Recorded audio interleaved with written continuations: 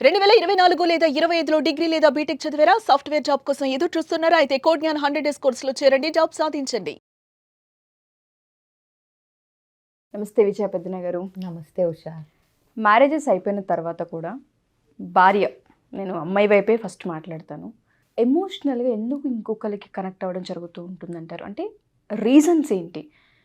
భర్త ఉండి లైఫ్ బాగున్నప్పుడు ఏ రీజన్స్ వల్ల వెళ్ళే అవకాశం ఉంటుంది ఎమోషనల్ కనెక్షన్? నువ్వు అన్నది కరెక్టే. ఎందుకంటే ప్రతి కనెక్షను ఎక్స్ట్రా మ్యారిటల్ అఫైర్ అవ్వాల్సింది లేదు. కానీ చాలామంది ఎమోషనల్గా ఇంకొక వ్యక్తికి ఇన్క్లైన్ అవుతూ ఉంటారు. సో అది ఎస్పెషలీ కొలీగ్స్ అవ్వండి, లేకపోతే నెయిబర్స్ అవ్వండి, లేకపోతే చుట్టాల్లోనే ఇంకొక వ్యక్తి, కొంచెం కన్సర్న్ చూపించే వ్యక్తి అవనివ్వండి, ఇలాంటి వాళ్ళతో ఎమోషనల్గా కొంచెం ఒక లెవెల్ దాటి షేర్ చేసేదాకా వెళ్ళిపోతారు. సో దీనికి చాలా రీజన్స్ ఉంటాయి ఉషా. ఇదే కారణం అంటే ప్రతి వ్యక్తిలో ఇదే కారణం అని మనం చెప్పలేం, కానీ ఒక్క కారణం గురించి స్పెసిఫిక్గా మాట్లాడతాను నేను. అది మేబీ అవతల వ్యక్తి చూపించే కేరింగ్, కన్సర్న్కి కూడా పడిపోతారు. ఆడవాళ్ళకి జనరల్గా ఏం కావాలి?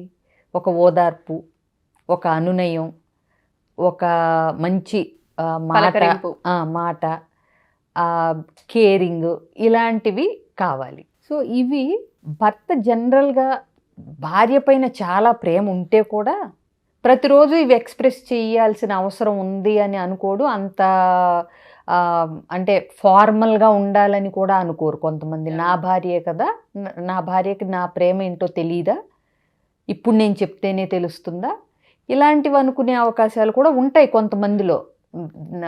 చాలా మెచ్యూర్డ్ మాది రిలేషన్షిప్ అనుకునే వాళ్ళు ఉంటారు. ఇంకొకటి, కొంతమందికి తెలియదు, ఉన్న ప్రేమని ఎలా ఎక్స్ప్రెస్ చేయాలో తెలియదు. భర్తలందరికీ ఎక్స్ప్రెస్ చేసే విధానం, నా భర్తకి నా పట్ల ఉన్న కేరింగ్, కన్సర్న్ అని భార్యకి తెలవకపోవచ్చు. ఇదే లవ్ లాంగ్వేజెస్ టాపిక్ మనం మాట్లాడిద్ది. అర్థమైందా? అవన్నీ భర్తగా చేస్తున్నాడు అనుకుంటుంది, కానీ అందులోనే అతని ప్రేమ ఉంది, అందులోనే అతని కేరింగ్ ఉంది, అందులోనే అతని కన్సర్న్ ఉంది, అందులోనే బాధ్యత రూపంలో అదంతా బయట పెడుతున్నాడు అని అనుకోదు. అంటే ఫర్ ఎగ్జాంపుల్ చెప్తాను. ఇప్పుడు మామూలుగా ఇప్పుడు ఏ చుట్టమైనో లేకపోతే ఎవరో ఒకళ్ళు ఎక్కువగా కొంచెం ఈవిడ పట్ల అట్రాక్ట్ అయిన ఆయన కానీ ఎవరన్నా రోజు ఫోన్ చేసి భోజనం అయిందా, భోజనం చేసావా, లేకపోతే నిన్న బాగాలేదన్నావు కదా, హాస్పిటల్కి వెళ్ళొచ్చావా, డాక్టర్ ఏమన్నారు, ఇలాంటివన్నీ స్లోగా స్టార్ట్ చేసినప్పుడు అబ్బా ఆయనకి అంటే నా మీద ఎంత బాధ్యత, ఎంత గుర్తు పెట్టుకుని అడిగారు తిన్నావా అని. మా ఆయన ఒక్క పూట కూడా ఆఫీస్కి వెళ్ళాడంటే మళ్ళీ ఇంటికి వచ్చే వరకు అసలు మధ్యలో తిన్నావా అని అడగడు. ఇలా స్లోగా ఇంకా వేరే అసంతృప్తులు ఉన్నప్పుడు, భర్త యొక్క ప్రేమ భార్య ఎక్స్పెక్ట్ చేసిన విధానంలో లేనప్పుడు, లవ్ లాంగ్వేజ్ డిఫరెన్సెస్ లేనప్పుడు భార్య ఆటోమేటిక్గా అలాంటి కన్సర్న్ బయట వ్యక్తి నుంచి ఓదార్పు మాట కానీ లేకపోతే ఇట్లాంటివి ఏదన్నా వచ్చినప్పుడు స్లోగా వాళ్ళతో షేర్ చేయటం, వాళ్ళతో ఎక్కువ మాట్లాడటం, పర్సనల్ విషయాలు కూడా షేర్ చేసుకోవటం, ఇలాంటివి వచ్చినప్పుడు అవతల వ్యక్తి వెల్ విషరు, నిజంగా మెచ్యూర్డ్ పర్సన్, నిజంగా వీళ్ళ బాగు కోరేవాడైతే మాట్లాడే విధానం వేరుగా ఉంటుంది. కొంచెం ఈవిడ లైన్లో పడుతుంది, పెడితే మనకు పడిపోద్ది అనుకునే గనక మైండ్ సెట్ ఉంటే గనక ఈవిడ చాలా త్వరగా ఎమోషనల్గా వాళ్ళకి కనెక్ట్ అయిపోయే అవకాశాలు ఉంటాయి. ఎందుకంటే ఓకే ఈ అమ్మాయి పొగిడితే పడిపోద్ది, 4 సార్లు ఫోన్ చేసి అడిగితే పడిపోద్ది అని ఎప్పుడైతే అవతల వ్యక్తిలో ఒక దురుద్దేశం స్టార్ట్ అయిందో, సో ఇక కన్సర్న్ చూపించడం ఎక్కువ అవుతుంది. అర్థమైందా? మీరు నిన్న నుంచున్నారు కదా, త్వరగానే వెళ్ళారా ఇంటికి, ట్రాఫిక్లో మెట్రో దొరికిందా, ఏదో ఒకటి సందర్భాలు బోల్డ్ ఉంటాయి. అవునా, నిన్న కొంచెం హెడేక్గా ఉందన్నారు కదా అని మళ్ళీ ఆవిడ ఇంటికి చేరింది అనుకున్నాకో 1 గంటకో ట్యాబ్లెట్ వేసుకోమని చెప్పాను, తగ్గిందా, ఇట్లాంటివన్నీ గంటకి పరామర్శించడం, పూటకి కన్సర్న్ చూపించడం పట్ల ఏమవుతుందంటే స్లోగా ప్రతి స్త్రీకి ఎప్పుడు తన మీద భర్త కన్సర్న్ చూపించాలి, ప్రేమ చూపించాలి, కురిపించాలి, నా భర్త నన్ను చాలా ప్రేమగా చూసుకోవాలి, ఇవన్నీ ఉంటాయి. ఒకవేళ ఆ భర్త కొంచెం రిజర్వ్ టైపు, బాధ్యతలోనే ప్రేమ చూపించే టైపు అంటే ఏంటి, ఇప్పుడు ఆయన ట్యాబ్లెట్ తీసి వేసుకోమని ఇస్తాడు, కానీ తర్వాత ఇప్పుడు ఆఫీస్ నుంచి ఫోన్ చేయటం మర్చిపోయారు అనుకోండి, తగ్గిందా అని. మళ్ళీ సాయంత్రం ఇంటికి వచ్చాక అడుగుతాడు, అవును. పొద్దున్న ట్యాబ్లెట్ ఇచ్చి వెళ్ళాను కదా తగ్గిందా అని. ఈ మధ్యలో ఫోన్ చేసి కనుక్కోకపోవటం తప్పా రైటా అని వాళ్ళు అనుకున్నారు అంటే అది వ్యక్తిని బట్టి ఉంటుంది. అర్థమైందా? సో ట్యాబ్లెట్ వేసుకున్నావా తగ్గిందా అని గంటకి ఫోన్ చేయటం బెటరా, ట్యాబ్లెట్ చేతిలో పెట్టి ఇది వేసుకొని తలనొప్పి తగ్గిపోతుందని చెప్పి వెళ్ళిన భర్త బెటరా? అర్థమైందా? భర్త యొక్క ప్రేమని అది ఏ రూపంలో వస్తుందో తెలుసుకోలేనప్పుడు, లేదా కొన్నిసార్లు భర్తలు కూడా నెగిటివ్గా ఉండొచ్చు, అంటే అసలు ఏం పట్టించుకోపోవచ్చు. 3 పూట్ల భార్యకి పిల్లలకి చక్కటి భోజనం పెట్టాలని నిరంతరం శ్రమించే భర్త గొప్పవాడా, లేకపోతే బయట నుంచి గంటలు సొల్లు కబుర్లు చెప్పేవాళ్ళు గొప్పవాళ్ళ? అవునా? సో అక్కడి నుంచి మీకు రూపాయికి సంబంధించింది ఏదీ రాదు, కానీ మనసు మాత్రం అనవసరపు కబుర్లతో మిమ్మల్ని అట్రాక్ట్ చేసి మిమ్మల్ని ట్రాప్లో పడేయటానికి, చాలా కన్సర్న్ చూపించడానికి చాలామంది రెడీగా ఉంటారు. ఆడవాళ్లే చాలా తస్మాత్ జాగ్రత్త అన్నట్టు, ఎవరు ఎలాంటి వాళ్ళు, అసలు వీళ్ళకెందుకు ఇంత కన్సర్ను, ఇవన్నీ కొంతమంది అన్నెసరీగా స్లోగా పర్సనల్ విషయాలు కూడా లాగి ఎక్కడ అసంతృప్తి ఉందని తెలుసుకుని అవి వీళ్ళు భర్తీ చేయటానికి కూడా చూస్తారు. ఇప్పుడు ఈ స్లోగా షేరింగ్లో వీటిలో ఫర్ ఎగ్జాంపుల్ మీ అంటే ఇంటిమసీ ఎట్లా ఉంటుంది ఇలాంటివి కూడా మాట్లాడుకునే స్టేజ్కి వచ్చినప్పుడు ఎక్కడైతే డిస్సాటిస్ఫాక్షన్ ఉందని తెలిస్తే అది స్లోగా ఎమోషనల్ కాకుండా ఎక్స్ట్రా మ్యారిటల్ అఫైర్ అయిపోయే అవకాశాలు కూడా ఉంటుంది. అవతలాలను బ్లేమ్ చేయటం కంటే మనం ఎక్కడ ఆ అవకాశం ఎక్కడిచ్చాం, ఎందుకు ఇచ్చాం అన్నది టక్కున పట్టగలగాలి. ఇంకొకటి, ఎమోషనల్గా కనెక్షన్ అయిన తరువాత ఫిజికల్ కనెక్ట్ అవ్వటానికి మనం గనక అంటే ఆ లైన్ని చూసుకోకపోతే బౌండరీని ఈజీగా జారిపోతారు. ఫస్ట్ ఏ ఎక్స్ట్రా మ్యారిటల్ అయినా ఫస్ట్ ఎక్కువ శాతం ఎమోషనల్ బాండింగ్ ద్వారానే స్టార్ట్ అవుతుంది.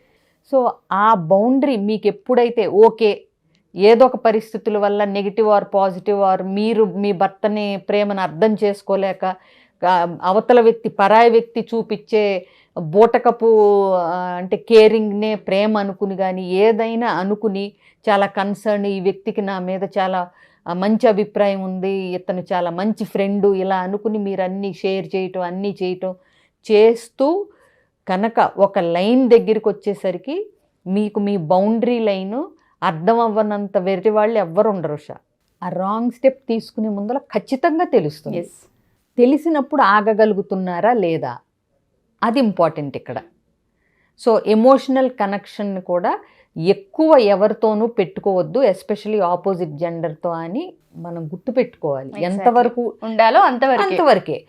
ఆపోజిట్ జెండర్ వాళ్ళు మంచి ఫ్రెండ్స్ అవ్వచ్చు, మంచి అంటే వెల్ విషర్స్ అవ్వచ్చు, అది అక్కడ వరకే నిలుపుకోగలిగిన సంయమనం, ఆ లౌక్యం, ఆ తెలివితేటలు లేకపోతే మిమ్మల్ని ట్రాప్ చేయటానికి కూడా చుట్టూ చాలామంది ఉంటారనేది లేడీస్ గుర్తుపెట్టుకోవాలి. ఇంకొకటి, ఇంట్లో వీళ్ళ పర్సనల్ రిలేషన్షిప్ చూస్తే చాలామందికి ఇంట్లో ఇలాంటి వాళ్ళ వైఫ్ చాలా అసంతృప్తితో ఉంటుంది. సో ఇంట్లో ఏడవలేరు కానీ పక్కన వాడి భార్య మీద మాత్రం విపరీతమైన కేరింగ్ అభిమానం చూపించే వాళ్ళు కూడా ఉంటారు. ఇలాంటి వాళ్ళది ట్రాపింగే. ఇప్పుడు ఇంత కన్సర్న్ ఉన్న వ్యక్తి అయితే ఇంట్లో భార్య కూడా చాలా అంటే సంతోషంగా తృప్తిగా ఉంటుంది. బట్ మీరు అబ్జర్వ్ చేస్తే ఎక్కువ మట్టుకు ఈ అనవసరపు ఎమోషనల్ కన్సర్న్ అతిగా, ఇది కూడా ఆడవాళ్ళు కూడా ఒక్క నిమిషం ఏ కోణంలో అయినా ఏ క్షణమైనా మీకు ఏంటి తను మరీ కొంచెం అతిగా చేస్తున్నాడు అన్న వెంటనే అని మీకు తట్టింది అంటే దాని అర్థం నువ్వు కట్ చేయమ్మా, నీకు టైం వచ్చింది, అతన్ని కట్ చేయాల్సిన టైము అని హింట్ ఇచ్చినట్టే. మీరు అది పట్టించుకోలేదో మీరు గోతిలో పడ్డట్టే. కాబట్టి ఎప్పుడూ కూడా ఎమోషనల్ బాండింగ్కి కానీ దేనికి పక్కా వేపులు చూడకండి. ఒకవేళ భర్తలో ప్రాబ్లం ఉంటే మీ కౌన్సిలర్స్ ఉన్నారు. అందుకే ఇవాళ రేపు కౌన్సిలింగ్ అనేది స్టిగ్మా కాదు. మీ భర్త మీతో ఎమోషనల్గా అటాచ్ అవ్వాలంటే ఏం చేయాలి అని ఆలోచించాలి తప్పితే పరాయి వ్యక్తి చూపించే ఎమోషనల్ అటాచ్మెంట్కి అవ్వకూడదు. Exactly true. సో ఇది ఈ డిఫరెన్స్ చిన్నదే. అలా అని కొలీగ్స్ ఫ్రెండ్స్ అవ్వకూడదని కాదు, కొలీగ్స్ ఫ్యామిలీ ఫ్రెండ్స్ అవ్వకూడదని కాదు, కొలీగ్స్తో షేర్ చేసుకోకూడదు, సరదాగా ఉండకూడదని ఎవ్వరూ చెప్పరు. But there is a small line, ప్రతి దానికి మధ్యలో ఒక సన్నని గీత ఉంటుంది. ఆ గీతకు అటు ఇటునే ఉండగలిగేలాగా చూసుకుంటే అసలు నిజం చెప్పాలంటే ఆపోజిట్ జెండర్తో ఫ్రెండ్షిప్స్ కూడా బ్యూటిఫుల్గా ఉంటాయి. ఎస్, ఆ లైన్ కనుక మీరు తెలుసుకుని ఫ్రెండ్షిప్ చేస్తే ఎగ్జాక్ట్లీ అద్భుతంగా ఉంటుంది ఫ్రెండ్షిప్ అనేది. ట్రూ. దాన్ని ఒక ఫ్యామిలీ లాగా బిల్డ్ చేసుకోగలిగితే ఎగ్జాక్ట్లీ దాన్ని నిలుపుకోగలిగి ఫ్రెండ్షిప్ని ఫ్రెండ్షిప్ లాగే భర్తతో ఎమోషనల్ బాండింగ్ భర్తతోనే ఇచ్చుకునేలాగా ఉంటే నిజానికి బాగుంటుంది. అలాంటి ఫ్రెండ్షిప్స్ బాగుంటాయి కూడా. ఎస్, ఇవాళ రేపు అండి ఎవ్వరు ఆపోజిట్ జెండర్తో చేసే ఫ్రెండ్షిప్ని తప్పు పట్టే వాళ్ళు కూడా ఎవ్వరు లేరు ఇప్పటి కాలానికి. అవును, ఎందుకంటే లేడీస్ కూడా జాబ్ చేస్తున్నారు, లేడీస్ కూడా ఇంట్లో విషయాలు పక్కన వాళ్ళతో షేర్ చేస్తారు. అది సరదాగా నవ్వుకోవటానికి లేదా అవతల వ్యక్తికి హెల్ప్ అయ్యే విధంగా ఉండాలి తప్పితే అవతల వ్యక్తిని ట్రాప్ చేసే విధంగా మగవాళ్ళు చేయటం, ఆడవాళ్ళేమో భర్త ప్రేమని అనుమానించి లేకపోతే భర్త చూపించేది బాధ్యత మాత్రమే ప్రేమ కాదు అనుకుని అట్లా ఎమోషనల్ బాండింగ్ పెట్టుకోవటాలు, ఆ లైన్ చూసుకుంటే మంచిది. సో మీరు అన్నట్టుగానే ఈ ఎమోషనల్ కనెక్షన్కి ఎక్కువ అట్రాక్ట్ అయిపోయి జీవితాలను నాశనం చేసుకుంటున్న వాళ్ళు కొంతమంది. పేరెంటింగ్లో తెలిసి తెలియక కొన్ని విషయాలలో లైన్ క్రాస్ అయ్యి పిల్లల భవిష్యత్తులు పాడైన తర్వాత రిలీజ్ అయ్యే పేరెంట్స్ కొంతమంది. ఏదేమైనా పేరెంటింగ్కి తెలుసుకోవాల్సిన విషయాలు చాలా ఉన్నాయి. వైఫ్ అండ్ హస్బెండ్ ఎప్పుడైతే ఒక బంధంలోకి అడుగు పెడుతూ ఉంటుంటారో కొన్ని దగ్గర సాటిస్ఫాక్షన్స్ మనకి కనిపించవు. అటువంటప్పుడు ఏ విధంగా దీన్ని ఓవర్కమ్ చేయాలి, సంసార బంధాన్ని ఏ విధంగా ముందుకు తీసుకెళ్ళాలని వాటిపైన ట్రిక్స్ ఉంటాయి. ఆ ట్రిక్స్ చాలా మందికి తెలియదు. కావాలంటే నా దగ్గర రావచ్చు. అదే అడుగుతున్నాను. పేరెంటింగ్కి సంబంధించి అయినా లేదా వైఫ్ అండ్ హస్బెండ్ మ్యారిటల్కి సంబంధించిన ఇష్యూస్ అయినా ప్రీ మ్యారిటల్ కౌన్సిలింగ్ అయినా సరే కావాలి అంటే మనం తీసుకునే అవకాశం ఉంటుందా? తప్పకుండా ఉషా, అసలు ఇవాళ నీడ్ ఆఫ్ ది అవర్ అది. ప్రీ మ్యారిటల్ కౌన్సిలింగ్కి నేను ఎప్పుడూ ఓటేస్తాను. నీకు తెలిసిందే కదా, ముందే రండి అమ్మా, ముందే తెలుసుకోండి. అలాగే మిగతాయి కూడా ఏంటంటే మొగ్గలో ఉండగానే ఏంటో తేడాగా ఉంటుంది బిహేవియరు, మాకు ఎక్కువ గొడవలు స్టార్ట్ అవుతున్నాయి.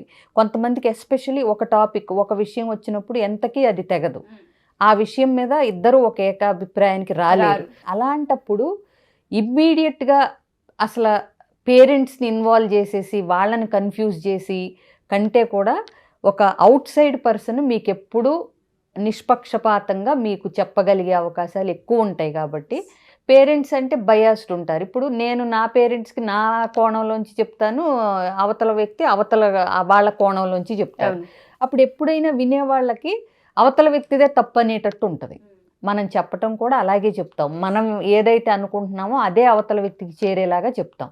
నువ్వు తప్పు అనుకోబట్టే కదా నీ భర్తది, నువ్వు మీ పేరెంట్స్కి నీ కోణంలోంచి చెప్పినప్పుడు నీ భర్తదే తప్పని నీ పేరెంట్స్ నమ్మే అవకాశాలు ఎక్కువ ఉంటాయి. అలాగే భార్య అటువైపు భర్త అయినా సరే. కాబట్టి వాళ్ళని ఇన్వాల్వ్ చేయకుండా వాళ్ళ జీవితాల్లో మీకు పెళ్ళిళ్ళు చేసి వాళ్ళు ప్రశాంతంగా కృష్ణ రామ అనుకుందాం అన్నప్పుడు మళ్ళీ ఈ సమస్యలతో వెళ్లకుండా వీలైనంత మట్టుకు ఫస్ట్ కౌన్సిలర్స్ని అప్రోచ్ అయ్యి అవి అయిపోయినాయి అనుకోండి, అసలు వాళ్ళ దాకా వెళ్ళే పనే ఉండదు కదా. Exactly, true. Thank you ma'am, thank you so much. So ఎవరైనా సరే మా ఈ వీడియోస్ చూసిన తర్వాత విజయపెద్ద గారి కౌన్సిలింగ్ కనుక మీకు కావాలి అనుకుంటే అది పేరెంటింగ్కి సంబంధించి ప్రీమారిటల్ కావచ్చు, ఎక్స్ట్రా మ్యారిటల్ అఫైర్స్కి సంబంధించి లైన్ క్రాస్ అవుతూ ఉన్నా మాకు ఏదో తేడాగా అనిపిస్తుందని మీకు అనిపించినా, మ్యారిటల్ కౌన్సిలింగ్ కావాలి అనుకున్నా, ఏ చిన్న డౌట్స్ ఉన్నా సరే ఆన్లైన్ కావచ్చు ఆఫ్లైన్ కావచ్చు విజయపెద్ద గారు అవైలబుల్గా ఉంటారు. కింద స్క్రోల్ అవుతున్న కాంటాక్ట్ నెంబర్ని కాంటాక్ట్ చేస్తే పూర్తి వివరాలు మీకు అందిస్తారు. Thank you.